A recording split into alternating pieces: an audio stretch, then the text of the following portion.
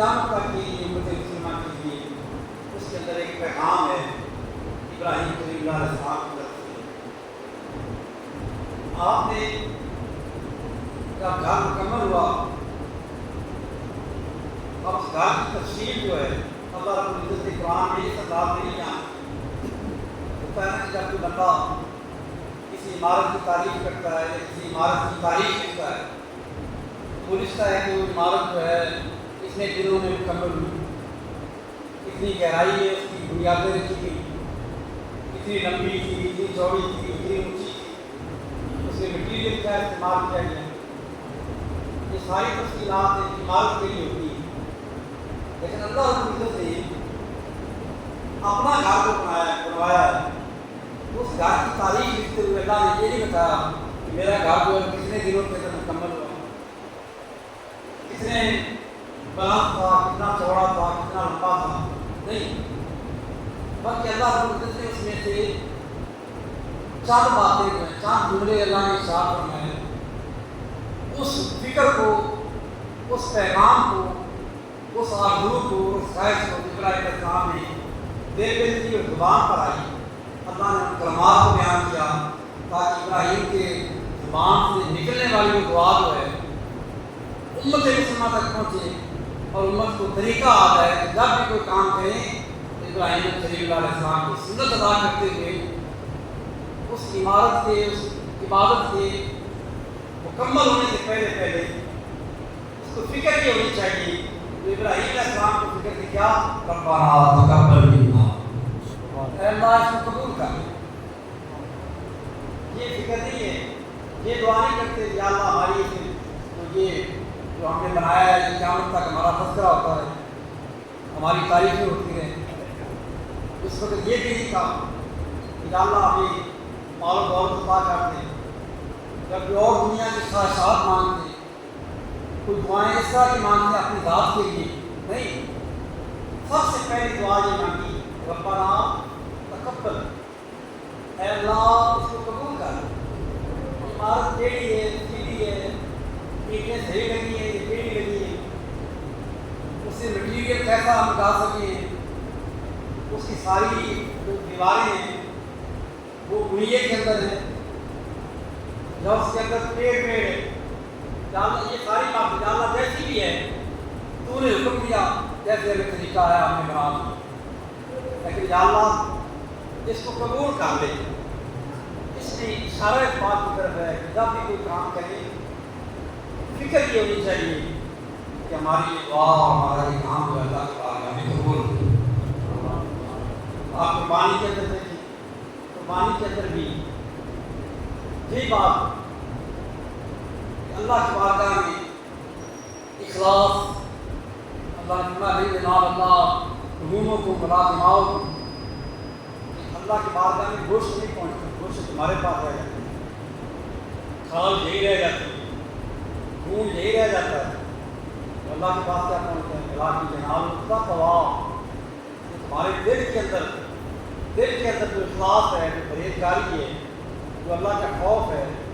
وہ جذبہ جس جذبے کے ساتھ قربانی کرتے ہو، تمہاری نیتیں، تمہارے ارادے جو ہیں وہ اللہ رب العزت جو ہے وہ دیکھ رہا ہے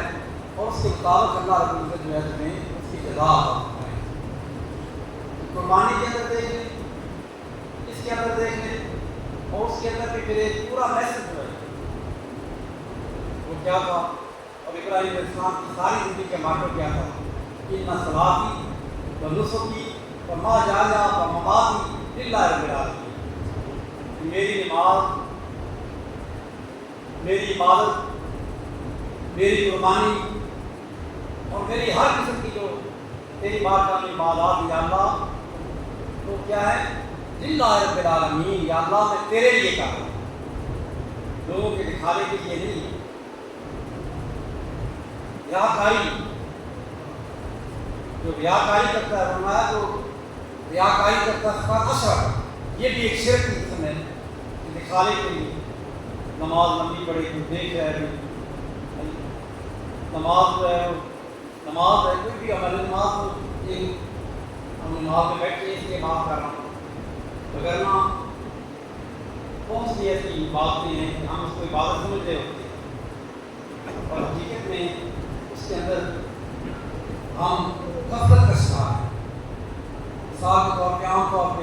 صدقہ و خیرات کرتے ہیں. اور صدقہ و خیرات کرنے کا ایک طریقہ یہ ہوتا ہے کہ آپ اس طریقے سے صدقہ و خیرات کریں لینے والا جو اس عزت نفس محفوظ ہے. آپ دیکھیں کہ ہمارے لیے نبی کی بات حضور کا جو جہاں ہے ان کو اس کا اتنا ہمارے لیے جو ہے وہ ایک آئیڈیا ہے, نمونہ ہے. حضرت امام زین العابدین رضی اللہ تعالیٰ جنہوں نے وہ صبر کا وہ اعلیٰ مقام پر امام علی مقام کا صبر تو اپنی جگہ پر تھا, لیکن ان کا امتحان تو 10 محرم کو ختم ہو گیا. لیکن جس کا امتحان 10 محرم کے بعد بھی جاری رہا بلکہ 10 محرم کو اور عروج پر پہنچا اور پھر ساری زندگی امتحان کی عزت دی, ان کو اس کا احسا کیا تھا. جب فوت ہوتے ہیں غسل دینے والے جو وہ غسل دینے لگے تو ان کو بڑے حیران ہوئے کہ ان کی کش پر پیٹھ پر نیلے رنگ کے نشان پڑے. اب وہ حیران تھے کہ یہ نشان کس چیز کے. کچھ دنوں کے بعد دوسرے لوگوں کی طرف سے پتہ چلا کہ مدینے کے اندر جو محتاج تھے, غریب تھے, بیوہ عورتیں تھیں, یتیم بچے تھے جن کا کوئی والی بات نہیں تھا, جب سارے لوگ سو جاتے تھے تو آپ اپنی پیٹھ پر بوریاں لاد لاد کر ان کے گھروں کے اندر اس طرح پہنچاتے تھے کہ گھر والوں کو بھی نہیں پتہ چلتا تھا کہ کون بوری نے پھینک دیا. وہ تو جب موت ہوئے تو گھروں میں وہ آنے وہ رسد کا سلسلہ ختم ہو گیا. اب انہوں نے تحقیق کی, چلتے چلتے کہیں سے بات چلی کہ رات کے اندھیرے میں کسی کو صبح پڑا اس نے کہا یار تو زین العابدین اس طریقے سے آپ نے خفیہ امداد کرتے ہیں. اور آج ہماری حالت کیا ہوتی ہے, جتنی زیادہ اگر کہیں پہ کوئی اکٹھا معاملہ اور نہیں, وہ کہیں گے کہ ہم اپنا لنگر پکا کے پھر اوپر سے پھینکتے ہیں, میراث کو دور سے اوپر سے بیٹھ کرتے ہیں پھینکتے ہیں ایسے تاکہ پتہ چلے کہ فلاں حاجی صاحب, فلاں میاں صاحب, فلاں صاحب جی وہ جی لنگر بانٹ رہے ہیں, لنگر بانٹ رہے ہیں, لنگر تدریج کر رہے ہیں, نیچے پیکٹ پھٹتے ہیں, یہ عربی ہوتی ہے لنگر کی, وہ ایک الگ موضوع ہے. لیکن بات کرنے کا مقصد یہ ہے کہ اگر کسی کی آپ امداد کریں اس کا طریقہ کیا ہے, اس طریقے سے ہو آپ لوگوں کو دکھانے کے لیے نہ کریں, جس کے لیے کر رہے ہیں علیم بذات الصدور ہے, وہ تو تمہارے دلوں کی حالت کو جانتا ہے. ابراہیم صلی اللہ علیہ السلام نے اللہ کی بارگاہ میں کیا کی, یا اللہ کی عمارت بن گئی. ظاہر لوگ پوچھیں گے کون کس نے بنائی, کیا ہوا, یا اللہ ہمیں اس سے غرض نہیں ہے, یا اللہ ہمیں تو اس بات کی ہے کہ تیری بارگاہ میں قبول ہو جائے. اگر تو راضی ہو جائے اور تو ہماری اس بات کو قبول کر لے تو پھر لوگ کہتے رہیں کہ عمارت صحیح نہیں بنی, ٹیڑھی بنی ہے, سیدھی نہیں بنی, نکتہ چینی کرتے رہیں. لیکن یا اللہ تیری بارگاہ میں درخواست ہے کہ تو ہماری اس عبادت کو قبول کر. اور یہ کس وقت کہہ رہے ہیں, ابھی عمارت مکمل نہیں ہوئی. قرآن کہتا ہے اس جرف اور ابراہیم کو قواعد من البیت اسماعیل, کہ ابھی بنیادیں جو ہیں ان کو کھودا گیا اور کھود کر نیچے سے بنیاد نہیں رکھی. جرف اور مانا کہ بنیاد کو اوپر اٹھایا, پتہ چلا کہ بنیادیں پہلے بنی ہوئی تھی, بنیادیں پہلے بنی تھی اور عمارت بعد میں بنی ہے. بنیاد حضرت آدم علیہ السلام کے زمانے سے اس وقت اس کی بنیاد رکھ دی گئی تھی, اور دنیا بھر کے جو ریت پتھر تھے ان پتھروں کو, بڑے بڑے پہاڑوں کے پتھر تھے بڑے بڑے, ان کو کاٹ کاٹ کر بنیادیں تھیں. اور اس کے بعد پھر نوح علیہ السلام کا طوفان آیا, وہ مٹی ایٹ سے پانی آیا, مٹی آئی اور ساری تہیں جم گئی, ٹیلا بن گیا, عمارت میں وہ بنیادیں دب گئی. پھر ابراہیم علیہ السلام کو اللہ تعالیٰ نے جبریل امین کو بھیجا, انہوں نے وہاں پہ سایہ کیا بادل کا, جب وہاں پہ نشاندہی کی ابراہیم علیہ السلام نے پھر وہاں سے جب اس ٹیلے کو تھوڑا سا کھوتا تو نیچے سے وہ عمارت نکل, تو اللہ نے فرمایا ایک جب ہو, جب باپ اور بیٹا اس عمارت کو اٹھا رہے تھے اور ساتھ کیا کہہ رہے ہیں, ربنا تقبل, یا اللہ عمارت تکمیل ہوگی پایا تکمیل تک پہنچے گی، وہ بھی تیری توفیق کے ساتھ ہے، لیکن یا اللہ سب سے پہلی درخواست یہ ہے کہ اس کو قبول کر لیں، اس کو قبول کر لیں۔ کیا عمارت مکمل ہوگی؟ عمارت کا مکمل ہوگی تو اللہ نے فرمایا کہ ابراہیم اب اعلان کر۔ آج کا دور نہیں تھا کہ یہ میڈیا کا دور کہ آپ ایک میسج کر دیں اور پوری دنیا کے اندر وہ گردش کرے، وہ وائرل ہو جائے۔ یہ وہ دور تھا، اس وقت یہ لاؤڈ اسپیکر نہیں تھے، ٹی وی نہیں تھے، ریڈیو اسٹیشن نہیں تھے، بلکہ آبادی وہاں پہ بہت نقصان تھی، کوئی ذریعہ نہیں تھا کہ اس ذریعے کے ساتھ کوئی حکومت نہیں تھی کہ اس کے خریدے جاتے اور دنیا بھر میں جا کے اعلان کرتے یا اللہ میں اعلان کر دوں گا، اس جنگل میں میری آواز کون سنے گا؟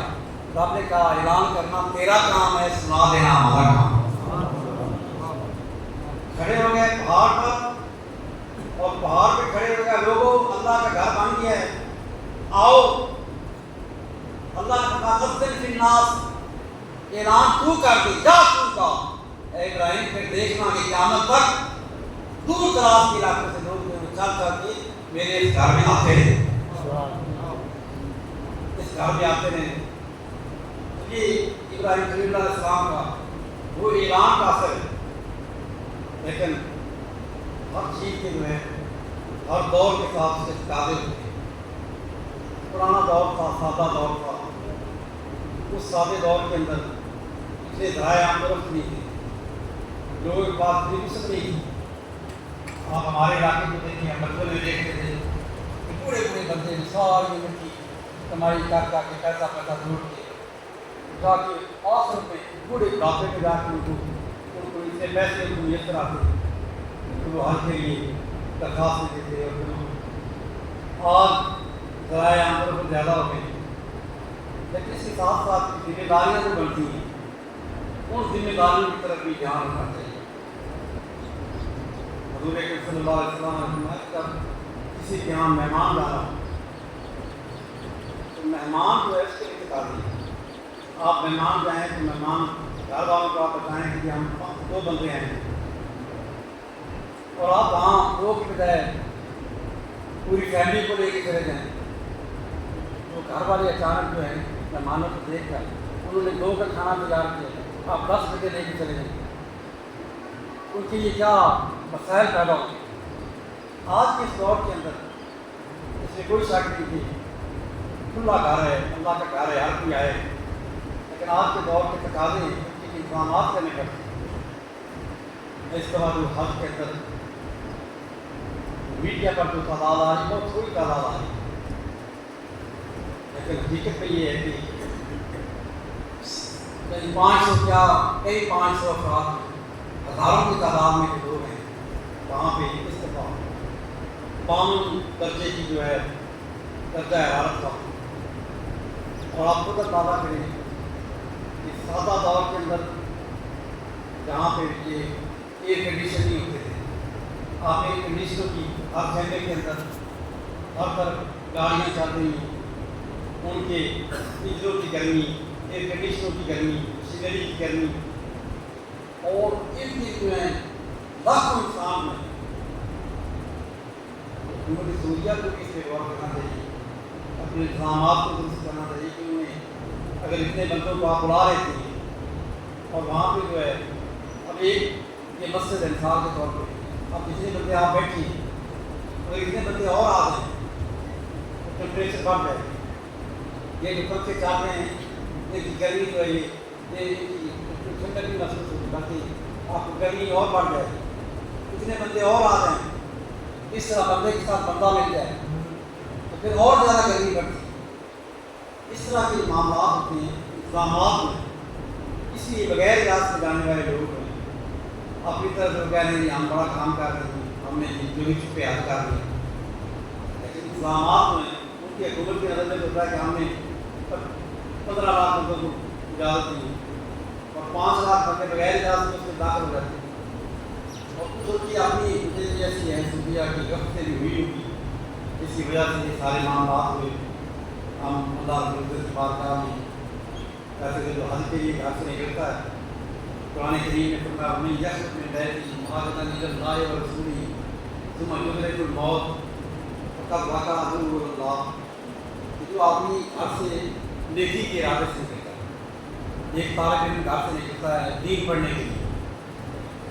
ایک آدمی جو اپنے گھر سے نکلتا ہے نماز پڑھنے کے لیے، ایک آدمی گھر سے نکلتا ہے جہاد کرنے کے لیے، کوئی آدمی گھر سے نکلتا ہے حج کرنے کے لیے، اور وہ گھر واپس آنے سے پہلے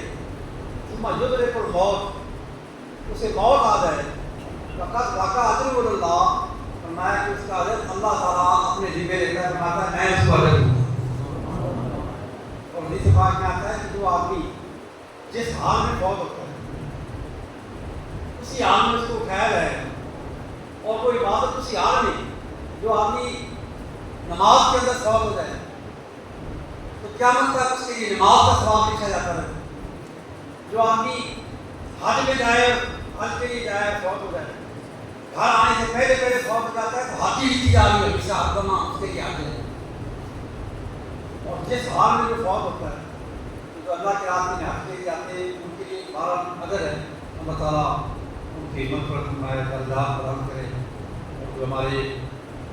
تک یہ بات پتہ نہیں کہ پاکستان کے لوگ میں شامل ہیں، یہ شامل ہے یا نہیں، لیکن بہرحال ہر سال 2 4 5 سالوں کے بعد کوئی لوگ ایسا واقعہ جس کے اندر سعودی حکومت کی بھی نائلی اور غفلت اس میں شامل ہوتی ہے. اپنی طرف سے شاید وہ سمجھتے ہوں کہ انتظامات کر رہے ہیں، لیکن بعض اوقات کوئی انتظامات اوپر پڑ جاتے ہیں،